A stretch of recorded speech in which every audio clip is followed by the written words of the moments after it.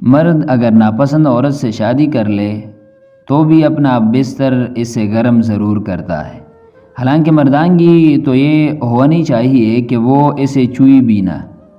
دن رات بیوی کو نفرت کے طعنے مارنے والا مرد ہر بات پر اسے یہ یاد دلانے والا کہ اس شادی میں میری مرضی شامل نہیں تھی، چند بدبودار قطروں کی خراج کے لیے سب بھول جاتا ہے۔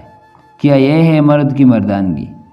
مجھے نہیں لگتا ایسا انسان مرد ہو سکتا ہے۔ مردانگی صرف بستر تک محدود نہیں ہوتی، دیگر معاملات زندگی میں عورت کے ساتھ قدم بقدم چلنے، اس کی عزت کرنے کا نام مردانگی ہے۔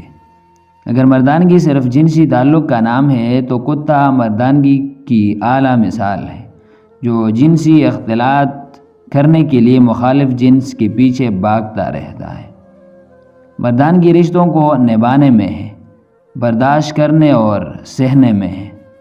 بہترین مرد وہی ہے جو گھریلو زندگی میں حسن سلوک اور محبت و برداشت کا مظاہرہ کرے، ورنہ مرد ہونے کا غم نہ دکھائے، کیونکہ اگر اس کی خانہ زندگی محض بستر تک محدود ہے تو اسے مرد کہلانے کا حق تو دور، انسان کہلانے کا بھی حق نہیں ہے۔